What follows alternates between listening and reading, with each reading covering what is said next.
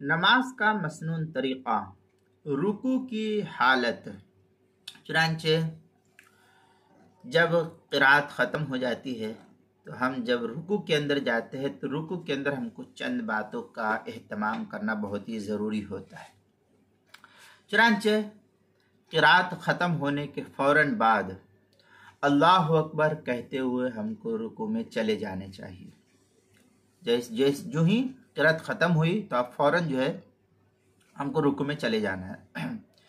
ये तफसील दुर मुख्तार की जो ज़करिया बुक डिपो देवबंद का हिंदी नुस्खा उसकी दूसरी सफ़ा 196 पर नकल की गई है।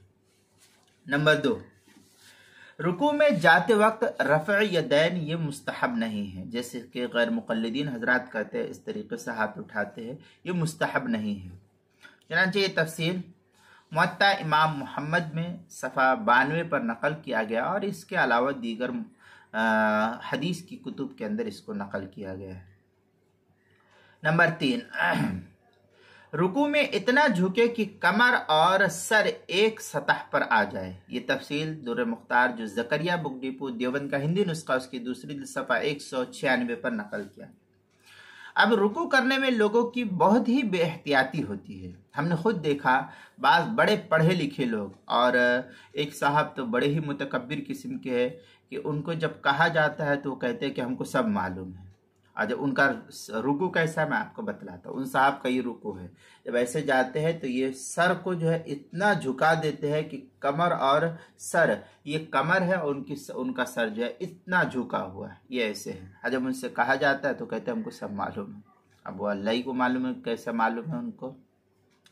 बहरहाल फ़ुक़हा की जो इबारत है वो उस इबारत को ये देखने से मालूम होता है कि रुकू में इतना झुके कि कमर और सर एक सतह पर। हमको जो हुक्म दिया गया है सजदा रुकू करने का वो इस तरीके से कि समझिए ये हमारी कमर है और ये हमारा सर है, तो ये अब ऐसे झुका हुआ नहीं रहेगा, बल्कि बिल्कुल स्ट्रेट सूरत में, ये बिल्कुल सीधे में रहेगा कि ये कमर और ये सर दोनों एक दूसरे के बिल्कुल बराबर हो जाए। इस तरीके से सजदा करना चाहिए। बहुत से औकात ये इस तरीके से झुकते खाली इतना, और सर जो है ऐसा उठा हुआ रहता है, कमर का हिस्सा ये रहता है, तो ये भी सजदे रुकू का तरीका कार सही नहीं है। बाज़ लोग ऐसे झुके हुए रहते तो ये भी नहीं, बल्कि बिल्कुल बराबर होकर के रुकू जो है करे। यही जो है सुन्नत से करीब तरस रुकू है। चौथे ये कि रुकू के दौरान सर और गर्दन दरमियान में रखे, सर और गर्दन दरमियान में रखे। न इतना ऊपर उठाएं कि कमर से ऊपर हो जाए और न इतना नीचे करे कि थोड़ी सीने से लग जाए। वैसा औकात ऐसा भी होता है, तो ऐसा भी नहीं होना चाहिए, जैसा कि मैंने अभी बतलाया। ये तफसील दुर मुख्तार माशामी जो ज़करिया बुक डिपो देवबंद का हिंदी नुस्खा उसकी दूसरी सफ़ा 197 पर इसको नकल किया गया है।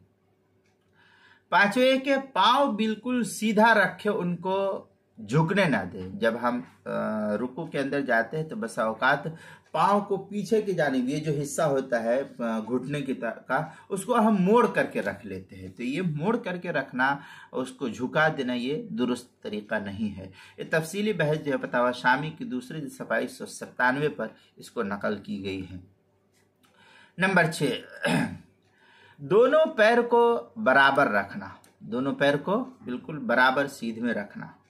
उंगलियां किबले की रुख की तरफ हो और दोनों पैरों के दरमियान कम अज कम 4 उंगल का फासला होना, ये मुस्तहब तरीका है। चुनांचे हल्बी कबीरी के सफ़ा 315, फतावा शामी जो ज़करिया बुक डिपो देवबंद का हिंदी नुस्खा उसकी दूसरी सफ़ा 131 पर इसको नकल किया गया। नंबर 6, हाथ की उंगलियां खोलकर घुटने अच्छी तरह से पकड़ना। हम बसा औकात रुकू करते हैं तो रुकू करने में हमारा घुटना है, तो रुकू हम इस तरीके से सिर्फ इसको बस सहारा दे करके खड़े होते हैं, झुकते रुकू करते, तो ऐसा नहीं, बल्कि ये पूरा पूरे हाथ के हथेली को खोली रखे और इस तरीके से पूरा हाथ से इस घुटने को हमको पकड़ना चाहिए। ये हमको हुक्म दिया गया है कि खूब अच्छी तरीके से जो है घुटने को पकड़ना। ये तफसील जो है दुर मुख्तार माशामी जो ज़करिया बुक डिपो देवबंद का हिंदी नुस्खा है उसकी दूसरी सफ़ा 196 पर इसको नकल किया गया है। नंबर 7, रुकू की हालत में बाजू सीधा रखे, उन्हें रानों पर ना टेके और ना कमान की तरह उसको झुकाने की कोशिश। बस औकात लोगों को देखते हैं कि जब रुकू करने के लिए खड़े होते हैं तो रुकू करने के लिए झुकते हैं तो इस हाथ की हथेली को ये बाजू से ऐसा चिपका लेते हैं, या इस तरीके से ये रान है तो रान से इस तरीके से चिपक करके वो क्या नाम है रुकू करते हैं। तो ये तरीक़ेकार मुनासिब नहीं, ठीक नहीं है। ये तफसील जो है मराक़िल फलाह के सफ़ा 154 पर इसको नकल किया गया है।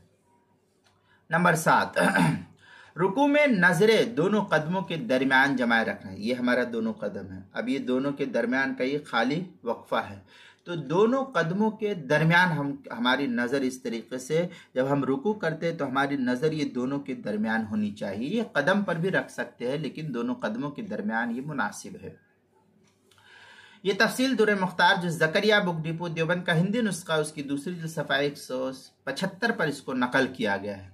नंबर 8, औरत रुकू में सिर्फ इस हद तक झुके कि हाथ घुटनों तक पहुंच जाए। उनको ये अपने पंजे से इस तरीके से जोर से पकड़ना ये ज़रूरी नहीं है, बल्कि इतना झुके कि सिर्फ यहाँ तक कि औरतों का हाथ पहुंच जाए घुटने तक, बस यही उनके लिए काफ़ी है। वो उंगलियां खोलकर घुटने को ना पकड़े बल्कि सिर्फ उंगलियां घुटनों पर रख ले, यही औरतों के लिए काफ़ी है। हाँ, अगर किसी की मजबूरी है, कोई औरत बूढ़ी है या किसी को कोई मजबूरी है कि अगर मैं घुटना नहीं पकड़ूंगी तो मुझे तकलीफ़ होगा, तो फिर वो मजबूरी है तो उनके पकड़ने की इजाज़त है, इस तरीके से वो पकड़ सकते हैं। लेकिन कोई मजबूरी नहीं तो आम हालात में उनके लिए सिर्फ हाथ रखना काफ़ी है। कोई उज़्र है तो उसका हुक्म अलग है, वो यहाँ नहीं तफसील बयान की जा रही है उसकी कि आप ये कहें कि औरतों के लिए भी यही हुक्म है, ऐसा नहीं है। ये तफसीली बहस जो है फतावा शाह में जो ज़करिया बुक डिपो देवबंद का हिंदी नुस्खा उसकी दूसरी जिल्द सफ़ा 197 पर इसको नकल किया गया है।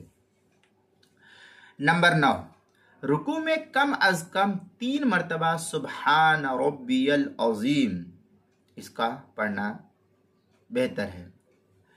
ये तफसीली बहस जो है मराक़िल फलाह के सफ़ा 154 और दुर्र मुख्तार मा शामी जो ज़करिया बुक डिपो देवबंद का हिंदी नुस्खा है उसकी दूसरी जिल्द सफ़ा 197 पर इसको नकल किया गया है। इसी तरीके से किताबुल मसाइल उसकी पहली जिल्द सफ़ा 356 और 357 पर भी इसको नकल किया गया है, वहाँ भी देख सकते हैं।